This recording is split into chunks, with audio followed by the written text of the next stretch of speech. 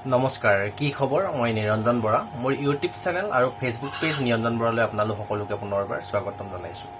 AOC ফুল form হৈছে army ordinary crop.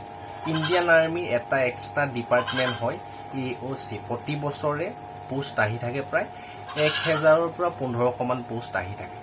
এইবাৰ 2026 আৰু 25ত পোষ্টটো অহা নাই, প্ৰায় 2 বছৰমান পোষ্টটো লক হৈ গ'ল, অহা নাই।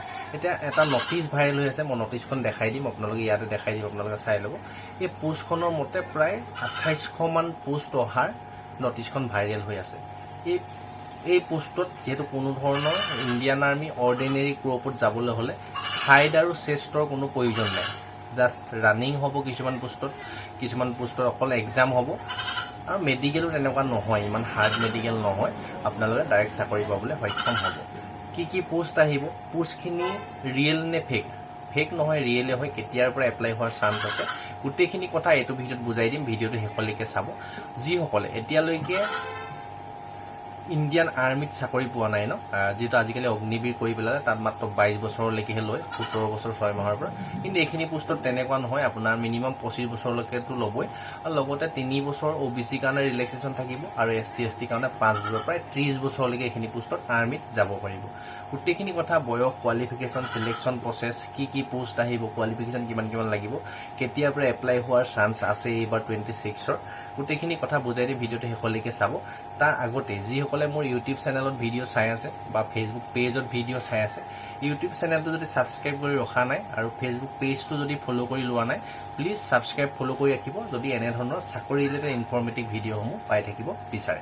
আহক এতিয়া ভিডিঅ'টো আৰম্ভ কৰোঁ। প্ৰথমতে কৈছোঁ, AOC 100% এপ্লাইটো চলিব 2026ত। এই নটিচখনৰ মতেতো ডেট এটা দিছে, কিমানটো ডেট দিছে ময়ো কৈ দিম, এক্সপেক্টেড কেতিয়া মানে হোৱাৰ চান্স আছে, আপোনালোকৰ ভিডিঅ'টো শেষলৈকে চাই থাকক। প্ৰথম কথাটো হ'ল, পোষ্ট কি আহিব। পোষ্ট 4টা বিভাগত পোষ্ট আহে। প্ৰথম পোষ্টটো হৈছে কনষ্টেবল বুলি ধৰক, ট্ৰেডমেন মেড বুলি এটা পোষ্ট আহে, তাত ট্ৰেডমেনৰ পোষ্ট হয়, আপোনালোকে সকলোৱে এপ্লাই কৰিব পাৰিব। ল'ৰা ছোৱালী সকলোৰে কাৰণে কিন্তু পোষ্ট থাকে। তাৰপিছত আহিব ফায়াৰমেনতো ল'ৰা ছোৱালী সকলোৰে কাৰণে পোষ্ট আহে, কম আহে, কিন্তু এইবাৰ অলপ বেছি আহিব, যিহেতু 2 বছৰমান পোষ্টখিনি অহা নাই। তাৰপিছত আহিব মেটেৰিয়েল এছিষ্টেণ্ট, এইটো অকণমান হাই ৰেংকৰ পোষ্ট, এইটো মেটেৰিয়েল এছিষ্টেণ্টৰ এটা পোষ্ট আহিব, তাৰো কোৱালিফিকেশ্যন কৈ দিম, বৰ বেছি হাইও নালাগে। আৰু নেক্সট পোষ্টটো হৈছে MTS, য'ত নেকি কোনো ধৰণৰ দৌৰ মাৰিব নালাগে, আপোনালোকে ডাইৰেক্ট এক্সাম দিয়ে ইণ্ডিয়ান আৰ্মি AOCত চাকৰি পাবলৈ সক্ষম হ'ব। এতিয়া কোৱালিফিকেশ্যনটো শুনি লওক। ট্ৰেডমেন মেড, তাত এপ্লাই কৰিবলৈ হ'লে চিম্পুল মেট্ৰিক পাছ কৰিলে আপোনালোকে এপ্লাই কৰিব পাৰিব, কোনো ধৰণৰ এক্সট্ৰা কোৱালিফিকেশ্যন নালাগে। তাৰপিছত যিটো ফায়াৰমেনৰ পোষ্ট আছে, তাত কিন্তু আপোনাৰ হাইটটো লাগিব আৰু চেষ্টটো লাগিব, মানে মিনিমাম 165 চেণ্টিমিটাৰ হাইট থাকিব লাগিব, আৰু বডিখন নৰ্মেল 81 চেণ্টিমিটাৰ থাকিব লাগিব, আৰু 4 চেণ্টিমিটাৰ ফুলালে হ'লে 85 চেণ্টিমিটাৰ হ'ব লাগে। আৰু তাকো নৰ্থ ইষ্টৰ কাৰণে, আমাৰ অসমৰ কাৰণে যদি ৰিলেক্সেশ্যন দিয়ে, তেতিয়াও মই অফিচিয়েল যেতিয়া নটিফিকেশ্যন আহিব এইবাৰ, তেতিয়া বুজাই দিম ধুনীয়াকৈ। আগতে তেনেকুৱা 2.5 কিলোমিটাৰ দিয়ে, 2.5 চেণ্টিমিটাৰ দিয়ে, কিন্তু সেইটো দিয়াটো খুব চান্স কম, মানে 165 যিটো হাইটটো লাগেই ল'ৰাৰ কাৰণে। আৰু বাকী SC ST কাৰণেতো শ্বুট আছেই, চেষ্টখন কিন্তু 81 চেণ্টিমিটাৰ নৰ্মেল হ'ব লাগিব, বাকী SC ST কাৰণে শ্বুটটো থাকে। এইটো অফিচিয়েল যেতিয়া এডভাৰটাইজমেণ্ট আহিব, তেতিয়াহে গোটেইটো কথা ক্লিয়াৰ হ'ব। তাৰপিছত নেক্সট পোষ্টটো হৈছে মেটেৰিয়েল এছিষ্টেণ্ট। মেটেৰিয়েল এছিষ্টেণ্টৰ কাৰণে গ্ৰেজুৱেশ্যন, BA BSc BCom, আপুনি ডিগ্ৰীটো যদি কমপ্লিট কৰি থৈছে, তেতিয়া মেটেৰিয়েল এছিষ্টেণ্টত এপ্লাই কৰিব পাৰিব। মেট্ৰিক পাছ বা হাই ছেকেণ্ডেৰী পাছ কৰিলে কিন্তু নোৱাৰিব। এই মেটেৰিয়েল এছিষ্টেণ্টৰ কাৰণে আপোনাৰ কোনো ধৰণৰ দৌৰ মাৰিব নালাগে। তাৰপিছত আনটো পোষ্ট চিম্পুল মেট্ৰিক পাছ কৰি এপ্লাই কৰিব পাৰিব, MTS multi tasking staff, officially কামৰ পোষ্ট হয়, তাত কোনো ধৰণৰ দৌৰ মাৰিব নালাগে, জাষ্ট মেট্ৰিক যদি পাছ কৰিছে আপোনালোকে এপ্লাই কৰিব পাৰিব। এইখিনি হ'ল কোৱালিফিকেশ্যন। আৰু ৰানিংটো কিমান হ'ব? ট্ৰেডমেন মেড, ফায়াৰমেনৰ কাৰণে ৰানিংটো প্ৰায় একেই, 1600 metre, only 1.6 kilometre 1600 metre running কৰিব লাগে।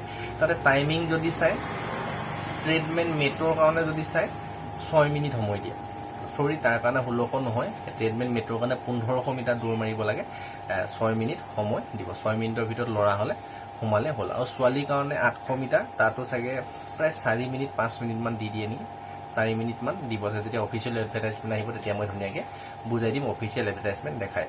তাৰপৰা যিটো ফায়াৰমেনৰ পোষ্ট আছে, তাত কিন্তু 1600 মিটাৰ 6 মিনিট 30 ছেকেণ্ডমান হয়তো সময় দিব। 6 মিনিট 30 ছেকেণ্ডৰ ভিতৰত আপোনালোকে 1600 মিটাৰটো দৌৰিব লাগিব।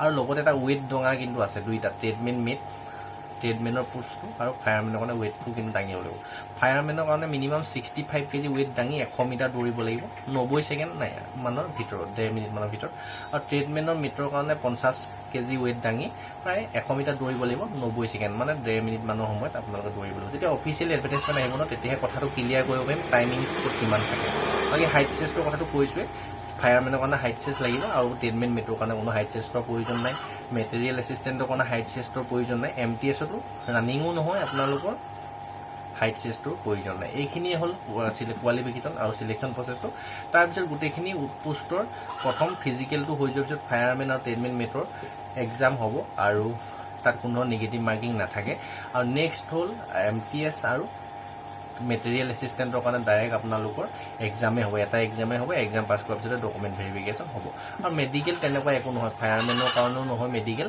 আৰু ট্ৰেডমেন মেটৰ কাৰণেও তেনেকুৱা মেডিকেল নহয় জাষ্ট খালি ফিজিকেল আৰু মেডিকেলটো ফিট থাকিব লাগে মানে ডাক্তৰৰ ওচৰৰ পৰা এখন চৰকাৰী মেডিকেলৰ পৰা কাগজ চাকৰি পোৱাৰ পিছত লিখি লৈ গ'লে হৈ যায় এইখিনিয়ে কথা আৰু ইয়াতে যদি চাই এপ্লাই ডেটটো এইখন ডেটৰ মতে দেখাইছে 28 আগষ্ট দেখাইছে মই আগষ্ট ছেপ্টেম্বৰতে কিন্তু এপ্লাই হোৱা পূৰ্ণ সম্ভাৱনা আছে যিহেতু বহুত দিন পোষ্ট অহা নাই আৰু এইবাৰ পোষ্ট কিমান আহিব মিনিমাম 3000 মান কিন্তু পোষ্ট আহিব টোটেল মিলাই মেলি ট্ৰেডমেন মেটতে যদি চাই 50% পোষ্ট থাকিব প্ৰায় 1500 মান ট্ৰেডমেন মেটতে পোষ্ট থাকিব য'ত নেকি মেট্ৰিক পাছ কৰি আপুনি এপ্লাই কৰিব পাৰিব আৰু 1500 মিটাৰ দৌৰিব লাগিব তাত 6 মিনিটৰ ভিতৰত আৰু কোনো লং জাম্প হাই জাম্প একো নাই আৰু শেষত মই এটা কথা কওঁ এইখিনি পোষ্ট কিন্তু ৰিজন ৱাইজ থাকে মানে নৰ্থ ইষ্ট ৰিজন বেলেগ যেনেকৈ region wise railway group D হওক বা তেনেকুৱা যিবিলাক মানে আমাৰ নৰ্থ ইষ্টৰ যিমানকেইখন ষ্টেট থাকে গোটেইখিনিৰ কাৰণে এটা ৰিজনতে পোষ্ট থাকিব আৰু নৰ্থ ইষ্টৰ আছাম অৰুণাচল প্ৰদেশ নাগালেণ্ড মণিপুৰ মিজোৰাম মেঘালয় ত্ৰিপুৰা গোটেইখিনিৰ কাৰণে এটা কাট অফে বনিব সেইকাৰণে আপোনালোকে সেই ৰিজন ৱাইজতে কিন্তু কাট অফটো লিষ্টত সোমাব লাগিব আৰু শেষত আৰু এটা কথা আপোনালোকৰ মেট্ৰিক চিম্পুল পাছ কৰিলে এপ্লাই কৰিব পাৰিব হয় কিন্তু ইয়াত এটা পোষ্টৰ এগেইনষ্টত মিনিমাম 75টাহে কিন্তু ফিজিকেল টেষ্ট দিবলৈ মাতে বা MTSৰ কাৰণে এক্সাম দিবলৈ মাতে এইটো কেনেকৈ চিষ্টেমত মাতিব আপোনালোকৰ মেট্ৰিকৰ যিটো পাৰ্চেণ্টেজ থাকিব মেট্ৰিকত আপুনি যদি ভাল 60 মান প্লাছ যদি পাৰ্চেণ্টেজ এটা থাকে তেতিয়া আপোনালোকৰ ফিজিকেল দিবলৈ পোৱা এক্সাম দিবলৈ পোৱা বা আপোনাৰ ডকুমেণ্ট ভেৰিফিকেশ্যন দিবলৈ পোৱা চান্স থাকে প্ৰথম ষ্টেপটো মানে নিজৰ মেট্ৰিকৰ মাৰ্কটোৰ ওপৰত ভিত্তি কৰি আপোনাৰ মাতে কাৰেণ্টটো গুচি গ'ল এইখিনি কথা গোটেইখিনি বুজাই দিলোঁ ভিডিঅ'টো অকণমান শ্বেয়াৰ কৰি দিব যিসকলে এইখিনি পোষ্টত এপ্লাই কৰিবলৈ যোগ্য হ'ব বা আৰ্মিত যোৱাৰ ইচ্ছা আছে আপোনালোকে এপ্লাই কৰিব পাৰিব যেতিয়া অফিচিয়েল ৱেবছাইটত নটিফিকেশ্যন আহিব তেতিয়া মই আৰু এটা ভিডিঅ' বনাই দিম আপোনালোকে এপ্লাই হোৱাৰ দিনাৰ পৰা আৰু এপ্লিকেশ্যন ফিজ কোনো ধৰণৰ কাটিব নালাগে জাষ্ট অনলাইন এপ্লাই কৰি দিলে হৈ যাব ডেছক্ৰিপশ্যনতে হোৱাটছআপ গ্ৰুপৰ লিংক আছে টেলিগ্ৰাম চেনেলৰ লিংক ইনষ্টা ID ফেচবুক পেজৰ লিংক গোটেইখিনি দিয়া আছে মোৰ লগত জড়িত হৈ থাকিব বিচাৰিলে ছাবস্ক্ৰাইব ফ'ল' কৰি ৰাখিব আৰু যিসকলে এতিয়াও এইখিনি পোষ্টৰ বিষয়ে নাজানে তেওঁলোকৰ পোৱাকৈ ভিডিঅ'টো কিন্তু অকণমান শ্বেয়াৰ কৰি দিবলৈ নাপাহৰিব কোনো ধৰণৰ হাইট চেষ্ট নালাগে এইখিনি পোষ্টে আছে ইণ্ডিয়ান আৰ্মিত যাবলৈ সুবিধা হোৱা